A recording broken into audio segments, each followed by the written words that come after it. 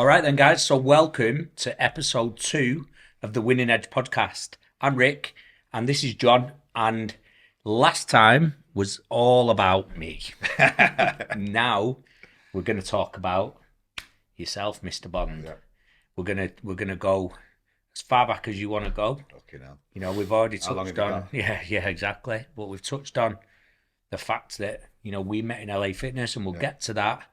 But let's start with how long have you been in the industry now? Okay, now.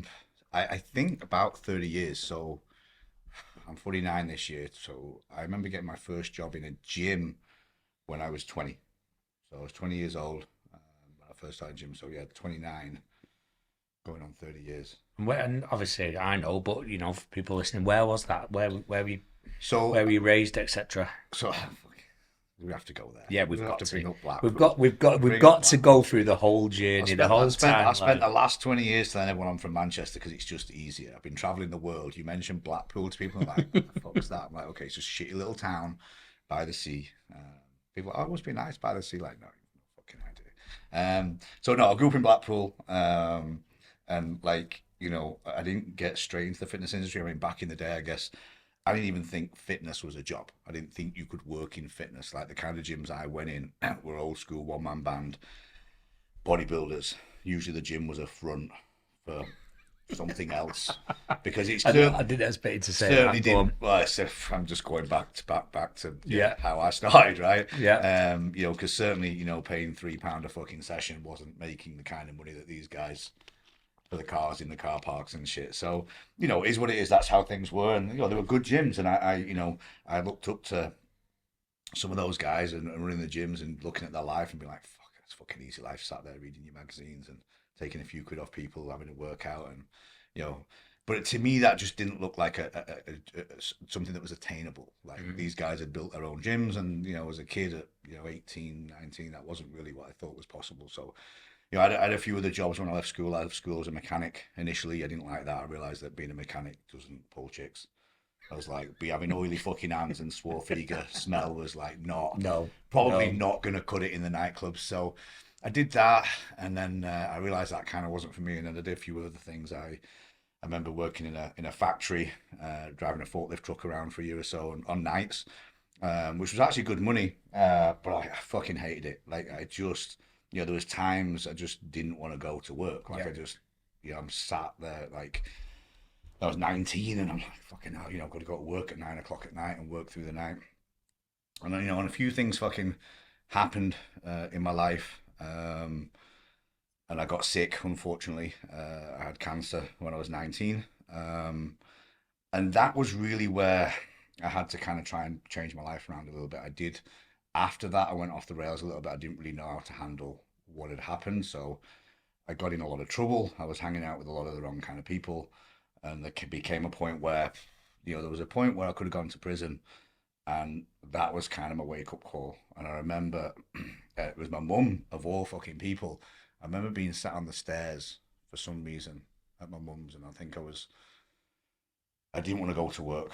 And I was just like, it's almost, I don't even want to admit this, but looking back, it was almost like a mini fucking breakdown, I think, because I was just didn't know what to do. And my mum was like, is there nothing you can do in fitness? She's like, you've been running around and training since you're a fucking child. Like I used to, everything was a sport to me. Like I when someone asked me a while ago, I think it was when I was doing one of my dumb little fucking shorts for Instagram. But they asked me like, how did you start in fitness? And I was like, I don't fucking know. I actually don't know.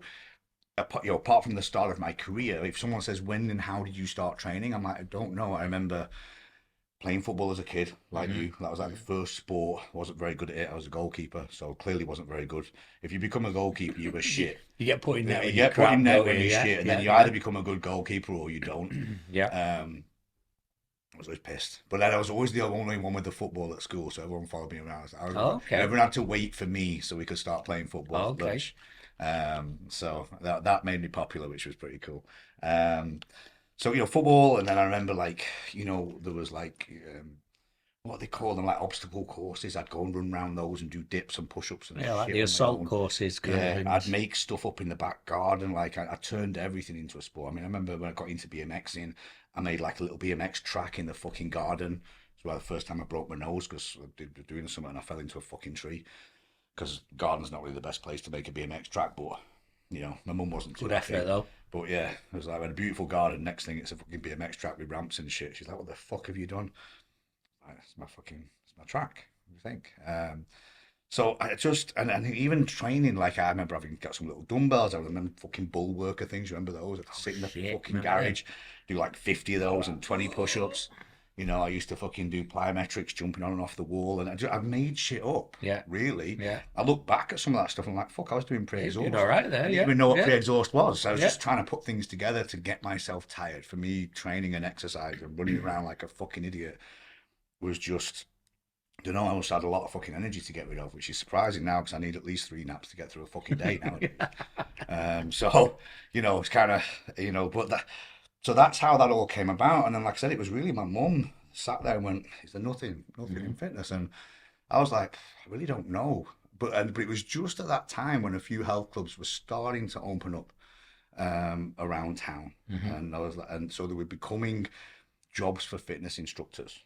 I think it was kind of in there right at the beginning of that, Yep. where old school sports centres were like turning squash courts into a Yep. gym Yeah. because no one played squash anymore. And they're like, how can we make some money? And everyone wanted a gym. Same thing like LA Fitness, but even smaller. Yep. There was like, you know, platform of cardio and then handful of machines. So, and this kind of stories followed my whole career really about putting myself, you know, like you put yourself out there, putting myself in the right environment has opened a ton of doors for me.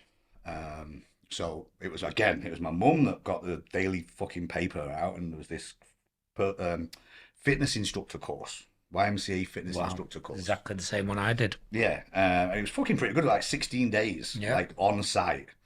So it was like, I think 6-7 days, you know, back to back, and then 3 weekends or something.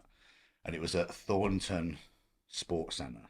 Jeez, where's that? Thornton Cleveland. So like you've got Blackpool, Oof. Thornton Cleveland, and then Look, Fleetwood. Cleveland's. It's fucking rough. So I get the bus. I've got no fucking money. I'd quit my other job, and I get the bus every day to go and do the course. And a couple of people on the course were working in the gym in the sports centre, tiny little fucking gym. A few fitness instructors, and I went in the gym and trained every lunchtime. No one else did. So every lunch in the course, I'd be in the gym fucking lifting. And I was in okay shape. But there was like 20 people on the course, not one other person trained. And like I've said, training comes first for me for everything. So I'm like, I know I'm on the course, but I'm training. And the manager at the time and whatnot had seen me training, seen me around, spoke to a couple of the other instructors that were on the course with me and just said, you know, ask him if he's looking for some work. Yep. You know, he looks like the kind of person that we could hire when the course is done. So one of the girls that was on the course kind of asked me and said, you know, would you be interested? Like, you know, have a chat with her at the end of, you know, the course, and there's probably a job for you. So, you know, like you, they said, look, you know, we've seen you, we're looking for a part-time, you know, fitness instructor. Would you be interested? So I was like, fucking wow. So all of a sudden, from being in this fucking dark place of not knowing what I was doing in my life, the gym and just putting myself in the environment kind of turned everything around. I mean, like you, not from a financial point of view, straight away they were like, okay, we can only offer you part-time. Yep. Like, okay, that's cool. I don't care. I'll take anything. X amount proud of what the fuck it was, but it was terrible. Because again, that was when the light bulb went on. Got a certificate. Yeah. And, oh, that's all you're going to pay me? Yeah. I thought my certificate was like a fucking, you know, doctorate. Clearly not. And again, same thing. You get there and it's like, right, okay, this is the daily duties. Fucking clean this, do this. But You have a swimming pool. You have to do pool tests. Or not anything like that? yes. So not at that Oh. gym. I got moved. So they had a multiple small gyms. They had another one. And at some point they moved me to that gym, and that's when it had sauna, steam, fucking jacuzzi, cleaning that shit. And I've got so many funny stories from that. Like, well, because you was a bunch of lads, right? So we'd all, I didn't know when I first got there, and you pay your dues, right? So you get there and you're the new guy, and the other guys will be like, right, okay, we'll clean the gym, you do the change rooms. Yeah. And Thanks you're for in that. there Thanks fucking for that. sweating your bollocks off, fucking cleaning everything, scrubbing body fat off the steam room and all this shit. Oh god. And then you come in the gym and they'd Minging. be sat in the fucking staff room chatting shit. I'm like, have you not cleaned anything, Yeah. fuckers? Put the weights back and that's it. And then slowly they flipped. Like we get some next thing, I'm the one who, like, you do the fucking change rooms. Yeah. We're gonna do the gym. We'd like throw a duster around a little bit, fucking tidy up, and go sit down and have a laugh. Some new kid would be in the change rooms, fucking sweating their arse off and cleaning that stuff. So, that was my introduction to working in a gym, and I just the interesting because of, like, I guess where I'd come from. I fucking loved it. Yeah. Like that was that first thing, and I've been saying this same thing for like 30 years to people I teach and educate and hire nowadays. It's just like, really depends what you want out of life, but the money never mattered. And I was like, if I can stand in a fucking gym for the rest of my life and not sit in an office, not do this, not do that, then I'm gonna be fucking happy. And I've pretty much done that. And then that just sort of snowballed. Again, I was a little older than some of the other guys at certain points, and I just, everything I did, I was always moving towards wanting to be like the manager or the leader or whatever. I just had that thing whereby, within a year or so, I was one of the head trainers, and then, they put me in charge of one of the other gyms, and, I just kept. This was all with the Leisure? Yeah. Yeah? Okay. So that was all with that. I was managing within a couple of years. So, is it, so after that job, is that when you made the move and when we met? No, or so what so that I happened did then? that job for a few years, and I kind of outgrew that a little bit, and I was looking for another opportunity. And the YMCA, there was a big YMCA that was being built in another area of Blackpool called St Anne's, and it was a big sports centre which was going to be brand new, and they were looking for someone to set up their gym setup. So it still had the sport, did a lot for kids, and they had the indoor five-a-side and all that sort of stuff. But they were building quite a big gym for that place, and I remember going for my interview and being shown the gym with a fucking hard hat on because it hadn't really been built, and they were like, "Look, we want someone to put the systems in place, bring in some fitness instructors, teach them what to do and all that sort of stuff." So me training other trainers and putting systems in place kind of started a long time ago, Yeah, even though yeah. my journey gone a few And different how routes. old were you roughly then? I was still in my 20s, so I was about 27, I think, 26, 27 by the time that job came about. I'd been at the other place for a few years. No, actually, no, I was sorry, I was 25. That's a lot of responsibility then, isn't Yeah. it? Sort of straight Well, away. I blagged it. Like, I mean, don't get me wrong, fucking, I didn't know half of what I was going to do. I just knew I could do it. So I was kind of like, and they go, "We've got a budget, and this is what we're thinking." And I remember them, it was putting in I think it was called Phytech or something like the Phytech system. Phytech, Remember my that, where you word, do the fitness, bloody hell. the fitness Bloody assessment. hell, Do you remember all that? You give them wow. a big fucking thing of paper. So I knew how to use all that. I'd forgotten about all Yeah, that. we had the body No. fat testing and Oh, all those sort of God, things. So I what put a all load that of in place. shit. Oh yeah, it's fucking horrendous. But Well, so- apparently, what a load of shit. Yeah. We're not Yeah. allowed to say. No, to- if Phytech are watching, but Yeah. I don't know if it's still. So going, I've but- heard. Yeah. So I've heard. But no, I think we've been in the industry long enough. to Without fucking- prejudice. So I got that job, and I remember the guy that hired me. He said they had 4 questions. I remember sitting down for the interview, and it's the only job interview I think I've ever had. I don't think I've had any other job interview in fitness for the rest of my career. This is the one time I was leaving somewhere, and I had to go and interview, and I got that job. No, LA Fitness I had an interview for as well. Tell a lie. That was the two interviews I've done, and then after that, there's been no interviews. Everything else was a step in because the people knew me or whatever. And then, so they said we were asking everybody 4 questions. I can't remember the 4 questions, but they said we're asking everyone 4 questions, and based on their answers, we'll decide who's going to get the job. And so I answered the 4 questions, and again, even then, like I have this tendency that if I don't quite know the answer, I ramble until I do. And I know I do it. I don't think I do it as much now, but back then my answer was if I don't know it, I'll keep talking until the answer comes. And when I got the job afterwards, they were like, do you know why you got the job? I was like, no, the fuck. And they were like, you didn't stop talking. We wanted someone with a personality. We wanted someone who we knew was going to be good with, the clients and the members and all that sort of stuff. So I was like, okay, well, that's interesting. Because I knew there was some parts to the question. I don't know. Don't know. I'm going to talk until I do, and then all of a sudden something would come in. So, I've always been a little bit like that. So I did that for, I think, a couple of years. And then I had my first midlife crisis. And I had this fucking dream that I was going to go and fucking do Baywatch and live in the US. I mean, I've never heard this you not heard before, this just so story? we're clear. So, So, you right. know, So- bring this one on. Come on. Yeah, so I get this fucking idea and I say to my mum, I'm like, look, I just need to fucking go and travel the world. This is where I started my travel bug to a certain degree, but very naively. Didn't know anything about visas, didn't know anything about anything. But what I did do is I found a summer job working as a lifeguard in New Jersey, of all places, on the Jersey Shore, way before. You I know have any of this? never heard this. So before. fucking hell. So well, it's entertaining. So I fly out there way before the Jersey Shore was a fucking thing, and I was in this small place called Wildwood. I stayed in this big fucking house full of other students. I do 2 days as a lifeguard, and this fucking obnoxious fucking Yank said something to me. I can't remember what the fuck he said. Anyway, I was young, aggressive, spat my dummy out and walked out. I'd done 2 days. Like, well done, John. You've flown all the way over there. Yeah. Didn't have much money. I'm going to say that must have cost as well. I don't know. I can't remember. Not enough. Yeah, it Yeah. cost everything I had to Yeah. get there. Yeah. So I had a few quid that I knew could last me a little bit amount of time. And then luckily a couple of the other guys were like, look, we came out here to do this, but a couple of Irish kids, and they were working the doors on some of the bars and nightclubs. Fucking the easiest door you'll ever work. So I was like, fuck, get me in, I'll do that. So I'm sat on the doors, and out there back in the day, you were kind of, all you're doing is going, you're 21, stamp round, 21, stamp, that's all you do.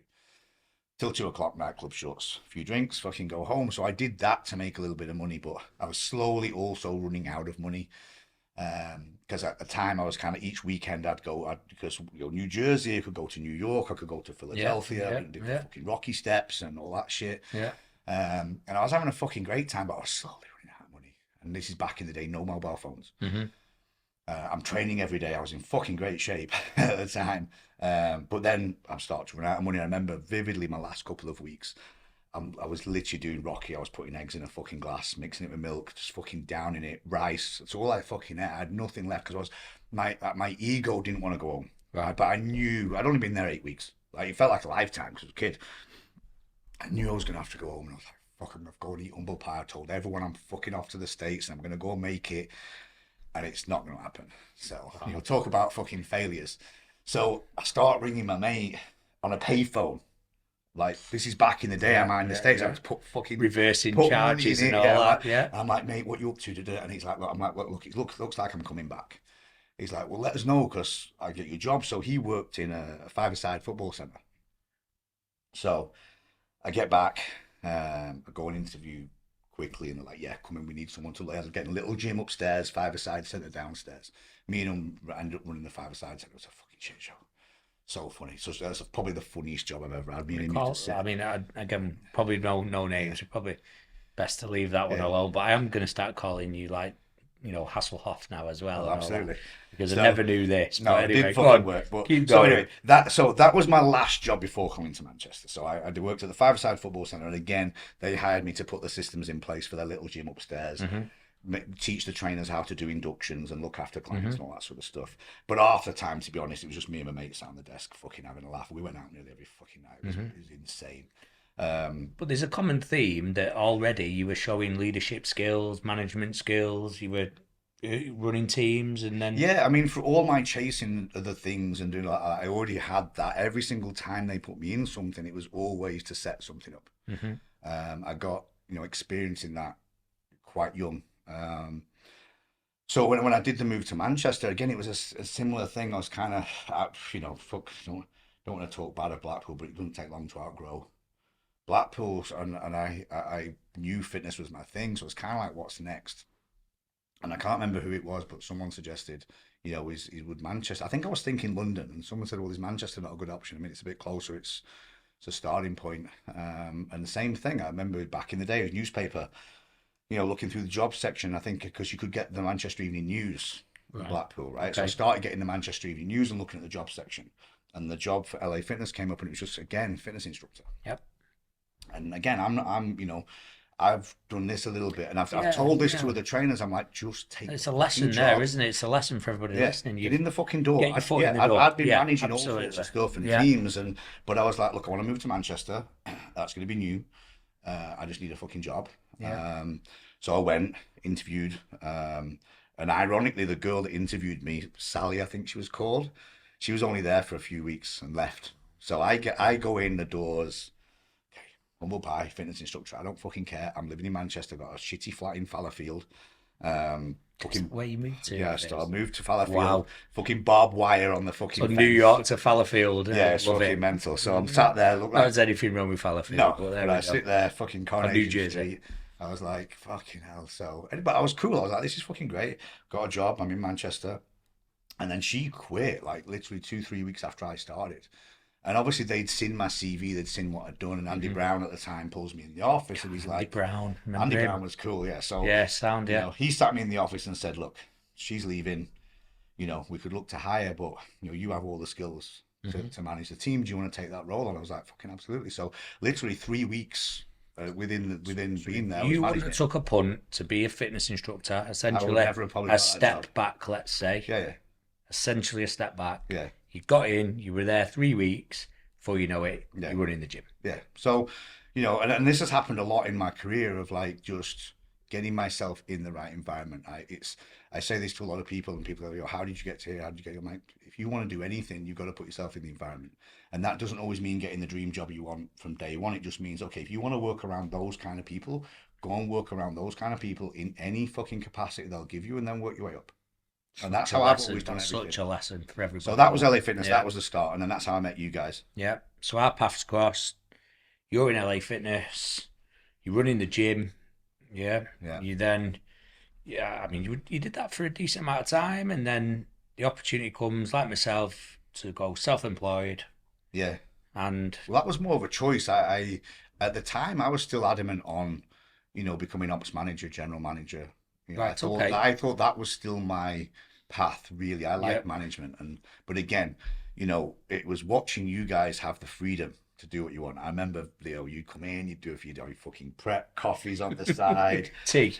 You for had me. tea, Cup of tea, of course. you know, Everybody and then must know that. every few hours you'd be like, you'd all fuck off, and you'd be like, John, do you want to come prep? And I'd be like, I can't, I'm on shift. And I was just like, fuck, I like the idea of what they're doing. Yeah, yeah. And I think it was actually, I can't remember who the ops manager was, but the ops manager left. So Andy said, can you know, do you want to do a bit of both? And you do a few days. Do you remember me wandering around in a fucking shirt and pants? I do. That was I the- mean, you know, handsome guy. Yeah, mate, but you know. it fucking bugged me. I was like, so I learned a I mean, lot. it was the pants more than anything, but you know. Drove me nuts. Well, I never wore fucking long trousers. We sat in shorts. People can't see me sat in shorts now. Yeah, so Again, as I always. So that I think I did that for about 6 months, and I had, you know, a few days in my gym gear, a few days in the shirt and whatnot. And you know, I learned a little bit. I was learning about the finances. I was learning about, you know, stats behind the scenes and things like that. But it was fucking boring. Sales and yeah, balance sheets yeah. At and the time, I was what had I been going about 30, and I just realized at that time, like, look, I'm not ready to settle for that type of role within fitness because I'm active. Yeah. I love training. You know, and it was being in a shirt and pants all day. I couldn't just get a quick Yeah. pump on in front of the mirror whenever Yeah, I yeah, wanted, sort of yeah. missing that. So it was then that you lot were all, you know, doing PT, and I saw how your lives were, and I thought, I want a bit of that. And I think it was me and Amar at the time. He was Yeah. asking about it. Our I mate said, okay, Amar, yeah. I was like, let's just fucking both go and do it. So Yeah. I spoke to Andy. I said, look, I think I want to go PT. Yeah. They were cool with that at the time, and they were like, well, you know, make sure you groom whoever's going to be next, which I think we put Ray in charge. And then I did the PT courses. I became a PT, started teaching Ray, some classes. blimey, Ray. So all of that's a blast from the past, but that was more how it happened. It wasn't that anyone approached me to become a PT. It was more I was looking at what you guys were doing, and I ended up asking, think I want to go and do that side of it. It's interesting that you referred to the ops as boring because we'll perhaps touch on that again now. It's all I fucking do now. Well, I was going to say a bit further down the line because you run 3 gyms now, but we'll come to that a bit later. So But again, that's because, you know, I say this to a lot of people, right? Like, don't be afraid to go forwards, backwards, change, and you know, just because it wasn't right for me. So it's not like this, No, is it? just because I think that was right for me 20 years ago, I learned a lot of skills, and when I it's come full circle, and I Yeah. can use a lot of that stuff now Yeah. with even more knowledge. And now I'm older, now, you know, I can run my own gym. No one makes me put a shirt and tie on to fucking And pants. run the gym and pants. I can wear what the fuck I want. You know, I'm more interested in that side of things, obviously running businesses and all that sort of stuff. But at the time it wasn't, and I needed to make a change. Whereas a lot of people might not. They were just stuck with that path and fucking manage forever. And it's like, well, I didn't want to do that. And to go in the PT route took me in a whole other direction of knowledge and learning, to be able to bring the management stuff back, back in at some point. So we spoke about this offline. So you got your LAPT shirt, your black T-shirt. And it was smart, wasn't it? The kit. I Yeah. remember the uniform being smart, and it was a prestigious thing, wasn't it? Yeah, I mean, I still try and say this to people all the time. And it's like, I was never in it for the money, right? And there was a thing about just little stuff, we as a fitness instructors, and I was fitness manager, but I was still wearing the white fitness instructor top, Yeah. right? Black And collars, white and and black you're looking at collars, the guys with the black LAPT tops, and everybody's gravitating towards you lot. And you see that on the other side. It's like you feel like the B team. Mm. So getting that shirt and putting that shirt on is kind of like your badge of honor. But it's like, okay, now I'm a B team. Yeah. It's that step up, and I don't think, from talking to a lot of people nowadays, I don't think people really, see that and aspire to those kind of things. We Maybe really valued it. yeah, didn't maybe we? companies don't even put that stuff in place as well anymore to make it this thing that, wow, I'm this. Yeah. And we had it a little bit even back at the original gym I first ever worked in. A few people did do a little bit of PT, and you change your top. So you had a dark blue top of your PT, Yeah, and it you was had white your white and top. red. Yeah, so you just switch it, go and do a session. So that was how, and you yourself as well, but grew into the industry. Was like, wasn't about the extra pay. It was about the privilege and kind of the prestige of being that level. Yeah. And then after that, there was the levels. If you remember, Yeah. PT, I can't remember what it was, but it was like, exercise specialist, Physical specialist, all that. Yeah. So even that became a thing. I remember mean, that. look, as we get older, you learn that your profiles and all that shit, a bit of bullshit. But at the time, that's not how you thought. right? Absolutely. You're like, look, this is my business card, Yeah. right? And We had profile boards and everything. Didn't we? I'm here as a fucking Yeah. PT or whatever, and then you've got others that actually probably weren't even as good, but their profile, because of what they were classed as and the qualifications, they got look better. So again, that's where they tied the qualifications in, and you had to do those to become that, Yeah, you had to work hard. and you could to earn a become bit more LAPT, money. couldn't you? So Yeah. it's a very good system, and I think we've both used a lot that we learned from those systems. Yeah. Probably throughout our whole career, Yeah, when definitely. building other teams and trying to build culture of Standards and levels and all these sort of things that are not just tied to money. I do think the way I have to incentivize nowadays, there's a lot more tied to money than there was back then, just because of the way the world's changed a little bit, and fuck, places are expensive. So whereas back then it really wasn't about the extra money, it was about the title, the t-shirt, the look. I am this. Yeah. And there wasn't social media to show off on what you were, right? So that was you on the gym floor, was you showing off where you were as a trainer back then. Dare I say it, and I mean no disrespect here, certainly not, because but it's kind of a bit like, and you've got a big journey in that, which we'll get to, but it's kind of a bit like a martial arts belt, isn't it? Oh, absolutely. Martial arts grade. Yeah, you're getting nothing new other than a new fucking colour, but that shows the room how much time you've put in. Yeah. How much effort you've put in, what level you are now. And that's how it was back in the gyms, the coloured t-shirts and all these sort of things. All of that was, look what level I am now. Right? Whereas nowadays anyone can write whatever the fuck they want on Instagram, and it's a title and whatnot, and be whatever, right? Things have moved on a little bit in different ways, but I appreciated that. Because I just learned from day one, like you, that money was not going to be a big fucking motivator early on in my career and why I do it. Because when you learn the extra that you got for all the work you had to put in to get there, it's like, okay, this is not about the extra £5 a fucking hour. Right? We had a fucking great team as well, didn't we? Oh, it's fucking good. It was a Great good laugh. team. It was a great time in our life. Yeah, wasn't yeah. it? I mean, I don't know how we survived that 10 years, to be honest, because I think we were very professional. We were one of the best PT teams, definitely in Manchester. From what I saw, there was No doubt about it. because I worked in a couple of other gyms. I remember teaching at Livingwell and going in there and looking at their trainers, and what their setup was fucking horrendous compared to what we were doing. So you've heard. You've heard. Before. Does Livingwell still exist? It does, doesn't it? Yeah. Oh, yeah. I've walked past it about 3 fucking times. I should know. It's not. They're not in certainly not in Manchester now. Right, But, okay. But yeah, they still exist. But I think before we took it over, which is a whole other story, I'd go in jail 14. They had no setup. I taught a bit there. So I was teaching in a few different gyms whilst PTing, LA Fitness. So I saw what was going on elsewhere, and it was nowhere near as professional as what we had set up. Yeah. And looking back, we were professional, we were very good, but fucking hell, man, look back, we could have done a lot fucking better, but we were still by far the standout of that sort of time. We had a lifestyle with business, the let's say. with the knowledge we had, right? But we were young, Yeah. so we went out. I mean, how the fuck we did? We had a lifestyle business, didn't we? We absolutely did. Fucking hell. But So- luckily, we could recover quite well over the weekends and Yeah. work professionally in the week. So Yeah. we're I mean, young, right? yeah. Let's move on. I think, to that. Maybe we'll come back to that at other times and whatnot. But so I mean, you know, I could carry sort of on here then into your next job where you know just to, if you don't mind, I'll go past that a little bit. But you ran a gym and you ran a gym PT team again, similar thing, this, that, the other. But you've been in Manchester a good few years. You've then earned your PT stripes. You've got management, developing teams, running a PT business, this, that, the other, and you get an opportunity, to do that kind of stuff again, but kind of find those travel shoes again. Yeah. So again, even that came about in a similar fashion of like try to put yourself in the environment, right? And I'd always had the travel bug, you know, and even very early on in Manchester, I had conversations about wanting to travel, but you know, everyone will know as a PT, it's hard to travel because once you establish your business, once you establish all your clients, no clients are coming. They're not all going to travel around with you, right? They're stuck in one spot.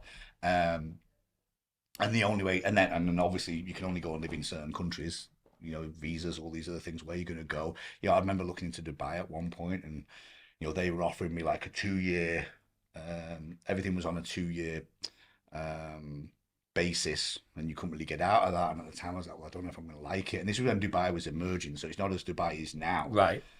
You were So- almost locked into it, were you? yeah, so you were locked into a 2-year contract. It's like, well, I don't know if I'm going to like it. I don't know if I can do 2 years. So I never really took that. And then again, I was just getting to the point where I had that itch to travel. I had the itch to progress my career again and move on in some way. And the PT world was good, but again, without going back into where that came about, obviously, you know, we left LA Fitness. I set up the personal training. We set up the personal training in GL14, and then you kind of decided it wasn't for you and you couldn't be arsed with it, so we took it over.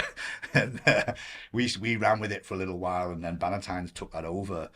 And at that point, we moved away from it. So I was running around with my business, doing a bit of PT at Lifestyle Fitness. I was doing a little bit of my PT boxing and MMA and stuff at Straight Blast. And my career it's a little bit all over the place. I was just training people for money and it was going okay. But I was like, okay, I was touching 40 at that point. I think I was 39. And I think finally I was like, oh, fuck, I need to fucking grow up a little bit. I need to, you know, What's get that? get a career. Yeah, I just careful. I know. Well, that's gone fucking. Okay. It's gone full circle. I've gone Yeah. backwards, but I kind of I was like, I need a steady income. Yep. I need to find a way to progress my career again. And what does that look like? And I was getting a bit, you know, not tired of PT, but I've been doing it all for a long time now. And that's when I fell back on thinking about the management stuff again. I was kind of like, look, I've got all those skills. Yep. You know, maybe I get my foot back in the door, managing things. And ironically enough, I just sat down with Andy McGlynn, and he was looking at, of all people, and he was looking at potentially giving me that kind of role with Lifestyle. Might have meant I had to move to London and look after a handful of gyms in London. And it was a decent opportunity, which I probably would have took. But at the time, I was also, again, for now not using newspapers, I was scrolling Facebook, and a job came up for Ultimate Performance. Yeah. It came up, gym manager, personal training manager, should I say, in Hong Kong. I knew fuck all about Hong Kong. Hong Kong could have been Japan, China, for all I knew. Yep. I had no fucking idea. But this is a huge name now. But yeah, so I'm like, okay, I just responded on a quick message because it said respond if you're interested. So I responded, hey, I might be interested in this. The guy took a look at my profile, and again, as it moved on, looked at my Instagram profile and and it was like, look, we might be interested. You know, you might be the right fit. So, you know, I go down. Didn't really know much about Ultimate Performance, if I'm honest. I realized after how big they were. I was like, oh fuck, when I actually got the job and everyone was like, fucking hell, wow, you're working for those guys. I was like, yo, actually, it's a lot bigger than I realized. Probably good that I didn't realize because I went in so humble and just me that, you know, everything kind of fell into place. So I did all my interviews, and they had a full-on interview process. You know, do a practical, train somebody. Yeah. different stages meet and all yeah that. meet Yeah. meet the other managers, and then finally meet Nick and have a chat with him. And anyway, they gave me the job. They gave me an offer, more money than I'd ever fucking earned per month. Obviously, I didn't understand how expensive Hong Kong was to live. So once I actually realised and got there, I was like, okay, it's good. But Makes sense now. Yeah. yeah, Yeah. but the living expenses were high in Hong Kong. But look, I went to Hong Kong at a point in my life where I was a bit older. I wasn't going out partying like a lot of people do there. Hong Kong, for those of you that don't really know, is very expat. It's very, very westernized. It can be very local as well. But, I lived there for 2 years, never learnt the language. Didn't need to. Very westernized restaurants, lots of expat coaches out there. My whole team was pretty much from the UK or Australia. So you With pack a your few bags locals. and off So you go. I just went, yeah. So I took the job, and I think 6 weeks later I was on a plane to Singapore. Actually, first they put me in Singapore for a couple of weeks to learn the ropes, to go and work with the manager over there and just learn how things were done, learn how to do the sales. That became a big part of my job, was doing the sales. And running the team and educating and all that sort of stuff, because UP had a massive system. One thing I'm very grateful to UP for is the systems, learning the systems, learning how they do things, why they do it that way, why everything is so systematic, why they keep a lot of stuff simple in order to hold trainers accountable, because some of their gyms had 20, 30 trainers in them. Wow. You try holding 20 trainers accountable to results, which is what they're massive for. They're by far the best in the world at smashing out results. And the only way you can do that is to have a very systematic approach that you can teach trainers to be able to do this stuff within a certain amount of time. And if you follow these systems, you will get very good results. Yeah. And learning that was a huge learning curve for me as to where I am now. Like, without that experience, I don't think I would have been able to run gyms as well as I do. There'd have been a lot of me winging. So it massively pushed you on then. So that was like, okay, this is the blueprint. Yeah. These guys are the best in the world. And they probably fucking hate that so many gyms have gone off and copied them. But at the same time, it's a backhanded compliment, because they're the best at what they do. And I know a ton of gyms that have gone off, ton of trainers from UP around the world that have gone off and built very successful businesses based on what they learned there. So, there's a lot to be thankful for there. That really helped progress my career, because then they sent me to Australia.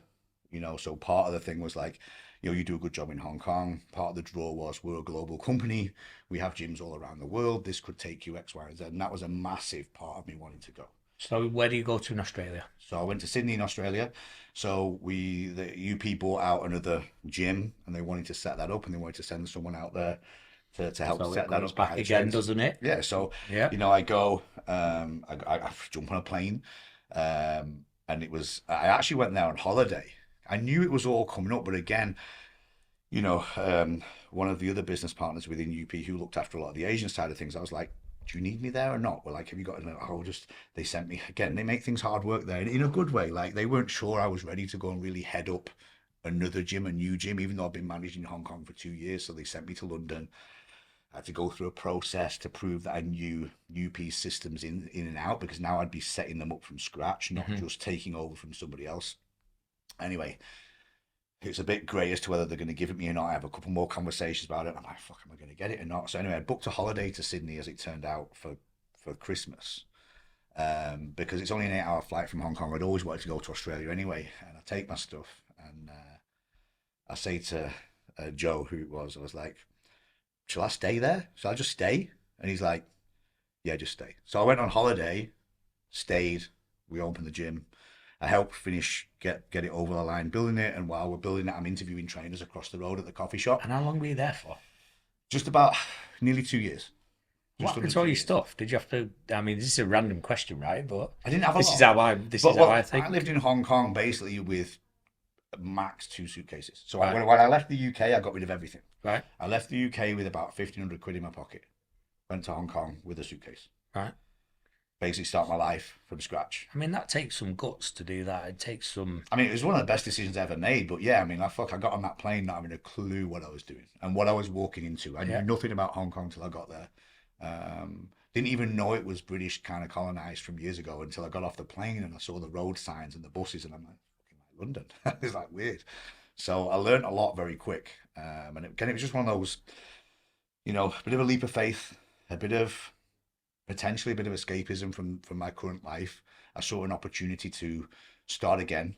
And again, that didn't faze me in any way. I was kind of excited. And yeah, then the Australia thing come up and same sort of thing. Like, luckily I was staying with the same company, so I was already now getting paid. I was already comfortably employed. But again, it was new. Like I said, I was fucking hiring coaches, sat in the coffee shop, doing interviews, hiring people for a gym they couldn't really see. And then on day one we had 10 coaches. We opened the gym, and we built it pretty quick. And the only reason I didn't stay in Australia was visa stuff, and I was very disappointed. I've got to be honest. Like, as much as I love the US, Australia was very much more of a spiritual home for me. I love it there. I love Sydney. I love the vibe. I love the way things are there. It's very chilled. But yeah, unfortunately, the way my visa application went in, Australia changed the law within while my application was in. Not against fitness people. They were trying to stop big companies hiring, I think, Filipinos and things like that to work in the offices, cheap labor. But my visa my type of visa got caught up in that. It was just this one, whatever the L something visa. So I remember ringing my lawyer and being like, is this going to affect my visa? I read it in the paper. I was just sat there at my breakfast one morning and I'm reading it in the paper and I'm like, that's the visa I've got an application in on. So anyway, I ring my fucking lawyer and she's like, no, you should be fine. And about 3 weeks later, she rang me back. Oh, she's no. Like, I've looked into it. Oh, no. You're not going to get your visa. And she was like, there's only a couple of workarounds and they won't work now. It's too late because yours has been in and on a pile, and they've seen if we backtrack it and start again, they're going to know you're bullshitting.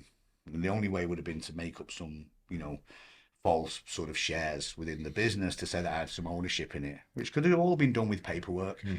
But because my original application had gone in not saying any of that, if that got flagged, we'd have been screwed. So I had to make the decision pretty quick to go, look, if I could have stayed longer on, like, you can do what's called like a 6-month case-by-case visa where you keep trying to prove that you're still needed there. Yeah. And I was already on one of those, so I'd extended my original visa a few times now. But once I knew I wouldn't be able to stay, my head went a little bit. I was kind of like, look, I could keep dragging this out, but I was just getting settled. I'd bought a sofa, I'd bought a TV, I'd started to kit. Wow.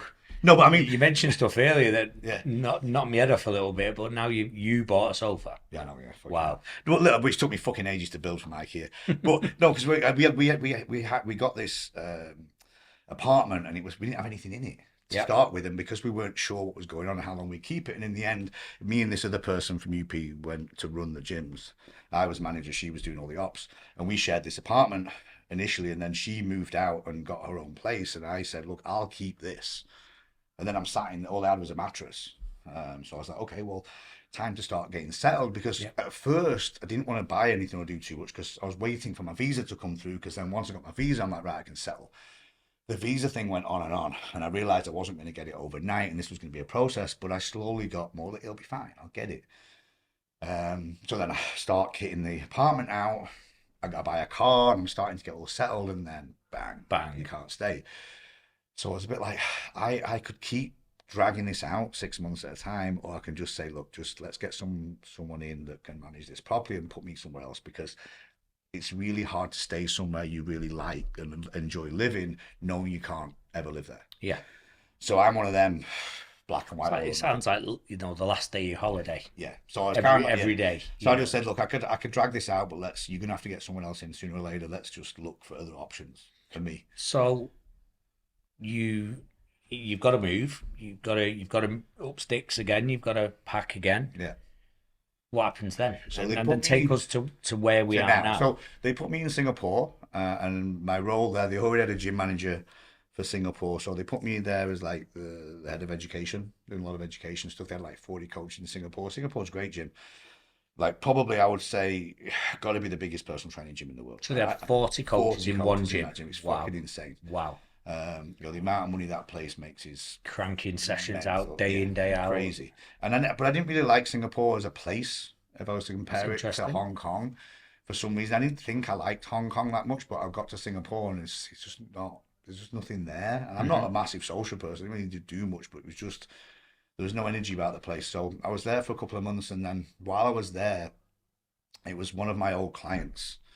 So a couple of things happened. One of my old clients, I'd had conversations with one of my old clients, Dean, who's now a business partner. If I was to run a gym, what kind of gym would I run? And he wanted to get involved in the gym business at some point, maybe, or Jim probably had ideas of doing things in fitness. And we had quite a lot of conversations. And at one point, we were like, the first idea. Oh, and then he got talking to so another guy, Kit, who's my other business partner. He's the financial man, sort of the chairman, if you will. He was training at another gym. He used to train at UP. And I got him a coach and all that sort of stuff. So he knew me quite well. But his coach had moved to a different gym, so he followed him. So they're training at a different gym. They're having similar conversations about doing a gym. Dean at this point had left UP and gone to this other gym as well. So they're having conversations. But Dean's kind of like, look, I'm only going to do this if we can get John involved. Mm-hmm. Because I only trust John to fucking run it. So they approached me. And at first I was like, I don't think I'm going to do it. And then they kind of go, well, would you help us a bit? Could you consult a little bit? So they put me on a group chat and I'm starting to help out a little bit, but I felt guilty. I fucking knew that if I got caught helping out, I'd get fired on the spot. Wow. Okay. So my conscience went, okay, I can't do this. Like I need to get off this chat and I'd love to help, but the job I have is too important. And at the time, I was already planning on moving out to the US. Danny was already moving to the US, and I'd promised we'd had a long phase of a long distance relationship because I was in Australia, she was in Hong Kong. Mm-hmm. So I'd already promised I was going to the US, and that was part of. So you had some plans ahead, which is what you tell people to work on all the time. Yeah, so I'd already planned that I was going to go there. And I'd kind of promised Danny that I'll come to the US and we'll work things out, but we're not going to live apart anymore. UP had actually offered me a job in the LA gym. So that was all on the cards. I was just waiting. And this then goes back to when we touched before about the size of UP as well. Yeah, exactly. Singapore, Hong Kong, Sydney, LA, London. Yeah, and the opportunity to do LA over doing hybrid at the time, which I didn't know was called hybrid until we got a bit further into it. Because like I said, I'd gone in and then I pulled out because I was like, look, the opportunity to go to LA with UP is more important, and that's what I want to do. And then Dean comes back. Oh no, that was it. The UFC came to Singapore, and Dean went, I'm going to go to Singapore because Kit, our other business partner, gets us really good tickets for the UFC. Yeah, remember UFC London, yeah. So he does all that stuff, and we kind of. So anyway, he says, I'm going to go, and I'm going to convince John to get involved. So and he told me. So they're headhunting you by this point. He didn't put it on my toes before he. When he got there, he said, look, I'm coming and I'm going to try and convince you to come. So anyway, we have a few drinks, we sit down, and he paints the picture, and I'm just like, you know what? It's an opportunity to do a gym the way I want to do it. We're going to do personal training, we're going to do group training, we're going to do MMA. It's everything I ever fucking wanted. So I'm like, fuck it, I'm going to do it. So, hand my notice in at UP. Clearly doesn't go down very well. We kind of went down okay. No one made a big deal at the time. More shit happened later, but it is what it is. Go off and do my thing. So I leave Singapore, go back to Hong Kong to help them build a gym. The reason they gave it me, I remember specifically saying to Danny at the time, I was like, look, I don't know whether I really want this. I said, but this is what I'm going to ask for. And if they give it me, I'll take it. If they don't, I'll stick with the original plan. So I said, I want this much money.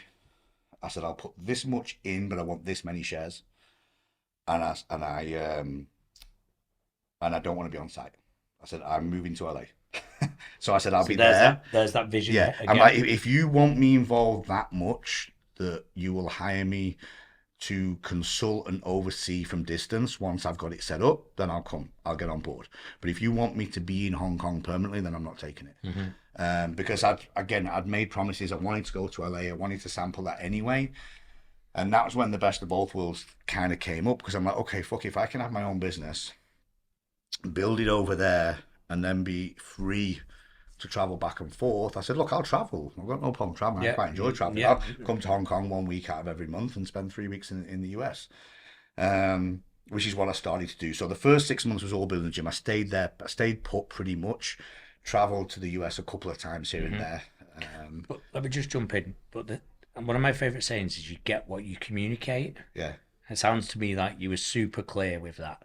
This is Because what I want. yeah, and I think for the first time in my life, I had nothing to lose. Hmm. So I was like, give me this and I'll do it. But you set your boundaries. Yeah, You were clear that you wanted to live in LA. yeah. So Yeah, there was no that was not there was not a shock to anybody. So I was like, look, I'll do what needs to be done. So I go to Hong Kong, I help build the gym. So from scratch, we get the designs done. We get the contractors in, and my job was to work with the contractors. So I'm in the gym every day, back and forth. I learned a lot about how to build the gyms and how to work with contractors and how to keep things on time, make sure the gym opens on time, get all the equipment in. Another one of the partners at the time, who's not there, but good guy, really good guy, he was helping out with a lot of that, so he'd already got a lot of the plans in place. So I was kind of overseeing and managing him. He was doing sort of some of the day-to-day stuff. I was overseeing all the contracting stuff, and then we started hiring, getting the contracts ready, getting all the legal stuff done. So you're literally building the gym from scratch, but this being my first go at it, so ticking the boxes of what kind of needed to be done. I was obviously the more organized one, so I was and I'd done some of this stuff before, so I was writing out contracts, job descriptions, all the systems to be put in place. So I was doing a lot of that behind the scenes. so all them skills you'd learned 20 odd years ago and Yeah, it was starting to kind of come perfected back in. through UP Yeah. and all that kind of stuff, and Yeah. and various other roles, let's say, and so and I just wanted to as well go back to that communication thing, but just going sideways slightly. Is that the key to business partners, investors, all that kind of stuff? Just a quick question then, and I want to come back to LA. Being clearing that communication. Look, I've learned a lot about how investment works, about how getting investment works, and look, we probably did a lot of things, the wrong way to start with. But yeah, one of my biggest mantras nowadays is fucking communication. Yeah. And from every level. Yeah. If any of my coaches ever listen to this, it's the number one thing I talk about. They will be listening to this. It's the number one thing I talk about, even in education, from the ground up. It's like communication. If you don't communicate clearly with your clients, if I don't communicate clearly as a business to our potential clients and what we want to bring in, and we're not clear in our message, then it gets lost. Yeah. And when we're trying to communicate, as a board, same thing. We're never always going to be on the same page, but we have to be clear in the direction. We have to be clear in, what our roles are. What do we actually do? So like when we set the business up, obviously, me and Dean had to be very clear in what our roles were and who stepped on whose toes when and where. So you've got expectations of each other. Yeah, you hold because each other otherwise account because otherwise it gets messy, right? It's like, I thought you were doing this, or I thought you were doing that, or you're not pulling your weight in this area. It's like, well, I didn't know that was my responsibility, and all these sort of things. So it became, Dean's a very high level business person. Been CEO, run a lot of he'd run recruitment companies for years at a high level, area manager, countries, not just one. So he brought a lot of the corporate management skills and knowledge and big business knowledge, which obviously I didn't really have. I had the gym side, the systems, understanding how trainers work. It sounds like you had a bunch of skills that complemented each other. Yeah, very much so, because it's the laughs we have a little bit now talking about some things. Like I learned a lot on the finances, business, how to run things behind the scenes, how to set things up, how to set everything up successfully from a financial point of view from him, and just then how to drive those numbers on a weekly, monthly basis. I always knew from being a manager that being a manager is about chasing. So chasing and building anything is about chasing, what's going on, staying on top of everything, making sure everyone's doing what they need to be doing in order to hit certain numbers every month. And I learned all about financial planning. I learned about P&Ls. I learned all that sort of stuff. But then was that boring stuff from before? Yeah, it's fucking shit. But now I fucking love it. Yeah. I've learned about accounts, and I'm good with numbers. I was good with numbers back then, but I didn't like it. I didn't enjoy it. Now I kind of enjoy it a little You bit. see the value in it now. Don't wrong. I don't enjoy it when the numbers are, in the fucking red. Then it's not as enjoyable. But when they're in the black, it's good. So, he taught me a lot. And funnily enough, we now have conversations a couple of years later, and he's I did tell him, trust me, trainers are an anomaly, and I'm telling you now, I know what's going on with them all, and I will pretty much always be right when shit's going on. And he didn't see a lot of it. Now he's like, "Fuck me, you were right about all that trainers, stuff." chefs, couple of other, So other industries, isn't they? yeah, Where so they're an interesting bunch. well, look, there was a few times when I'd say things or whatever, and just because they've not really seen it, they didn't see what I saw, and then over time they're like, "Oh fuck, I get it now." Nothing beats industry experience. No, so I had all the experience with those kind of people, just like no different. If I walked into another environment, I would maybe think I know people, I've managed people all around the world, or whatever. But if it's in a completely different job, completely different environment, chances are I'm like, yeah, I'll be fucking fine, I'll work it out. When someone's telling me, no, these people are a little different, this is how they think, this is how they work, and this is why they do what they do, and they're not necessarily incentivized this way, we should be doing it this way. It can cause a little bit of loggerheads until you go, oh fuck, actually, now I get that these people are just not. Dean is fucking one of the biggest hustlers I know. He fucking works his arse off, but he's on your tail like da da da da. And I'm like, trainers don't think like that. Yeah. And the more you push them, you'll break most. Yeah. So for every one or two that you turn into a fucking diamond and becomes really good, you'll break a bunch of others. And unfortunately, you can't afford to break that many because you'll have no one left. Whereas in the recruitment world, the gains are so much bigger. The kinds of deals they're doing, the kind of money they're making on one deal. Yeah. He can afford to push like fuck because that might be 50 grand to that person. It's a 50 grand bonus. I'm like, he don't give a fuck about an extra 50 quid. Right? Get it. Yeah. So I'm just mindful now that I need to sort of draw it in as well, but I want to very quickly. And then, because there's a couple of key things I want to just very quickly touch on to present day. So from sunny Blackpool, you into Manchester, to with New York, New Jersey, excuse me, in between, which I never knew about. David Hasselhoff over here, Anna Dorman, and what was he called in Roadhouse? Clearly, hell, yeah. But anyway, let's move on.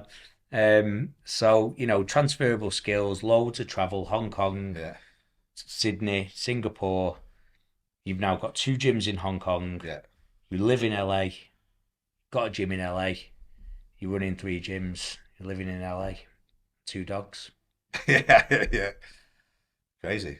Yeah. Yeah, I don't know. It's there's a lot to be grateful for. Don't get me wrong. It's not been easy. But again, I credit a lot. I look back to that decision of going to Hong Kong, and that started off the last 10 years of my life. No different than if I go, X amount of years before that, probably 10 years before that was the decision to move to Manchester. And Manchester spawned a 10-year development of my career. And when I got to a point where I didn't see where else I could go in Manchester, I made a change again. So, I talk about this a lot, but that, again, for me, it's always been about trying to put myself in the environment of the direction I want to go. And if I look at my career and I look at, a 10-year span-ish in Blackpool, 10-year span in Manchester, and now the last 10 years, so my 30-year career in fitness, my last, 10 years has been more travel, big business type cities. That's how, in some ways, first of all, how I've developed my career, but also how I've got myself out of certain situations. There's no way I'm going to Blackpool. I'm going from Blackpool to LA, right? That's too big a leap, but I go from Blackpool to Manchester. Yeah. To continue to develop in Manchester, I go from Manchester to Hong Kong, and then that starts to open things up globally. I get a bit better known globally and all these other things, and it just started to step. But it took a decision to change my, I guess, path and direction, not knowing what the end outcome would be. I didn't know when I went to Hong Kong I was going to end up in LA 10 years later, right? Well, 6 years later, whatever it was. That was not on the radar. Didn't even know I was going to end up in Australia. I kind of hoped because I knew that job was coming up when I took Hong Kong. But, so the taking the risk, I didn't know where I'd end up in Manchester. But look at all the places I worked in Manchester and all the things I did. LA Fitness was just the starting point. Yeah. But I think you've just said it there because I was trying to process that while you were telling me. And I think you've just said it. It was taking the risks, being almost the ultimate growth mindset, and they're the 2 of the key things that I have picked up from you massively over the years, and all while very quickly you've always took mentorship, from various people, always trained, a black belt in Brazilian Jiu-Jitsu, running jiu-jitsu classes all over the world, being trained by mentors who are, Yeah, some of the best coaches in the world. yeah,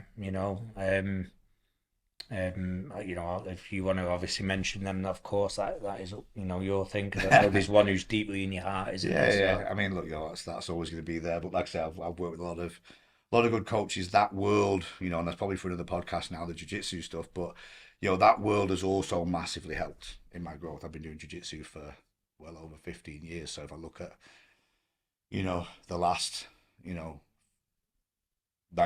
way my career has grown alongside the jiu-jitsu growth, although they're two very separate things, there's been a lot I've been able to take from those things. It's training, doing that all around the world with different coaches, and like I say, for me, taking things global has just just excelled my career beyond what I would have ever thought I could have done. I think if I could, you're very kind to me, obviously, in our first podcast, and I think there's a 100 compliments I could give you, and I think and we don't compliment each other too much, No, actually, so I don't know what's going on here. It's a bit weird. I'm not used yeah, to yeah, it's I'm all a used to bit. you normally calling me names. Yeah, exactly. But I mean, all over the industry, and I'll wrap it up with this. All over the industry, people describe themselves, and I have a real problem with describing yourself, but yeah. as we all know, but people describe themselves as an international trainer, as an international coach, as an international presenter, and going and doing, a class in another country for an hour or two or a day or two. In my mind, maybe it does make you a little bit international, but traveling to different countries, living in different countries, packing your bags, taking the risks, opening gyms, running gyms successfully, owning gyms through COVID, might I add, but maybe we'll get more to that another time without that's a whole other without the financial support there. That to me makes you the ultimate international coach, and it's incredibly inspiring for you to remain so humble through it all as well. You've got so much to give, and here we are in Manchester. Still, 20 years later, I'll be doing Manchester. Yeah, recording still this. Home. It's still home. Yeah, I tell everyone around the world, Manchester's got the greatest people. Like, that's what I miss. If I miss anything about Manchester, it's people. Of course, exactly. But it's truly inspiring, and the journey continues. Absolutely. Thank you very much. I appreciate it. That's us, guys. That's the end of episode 2. I'm Rick. It's been brilliant getting to know John a little bit more. We'll see you all very soon for episode 3. Take care.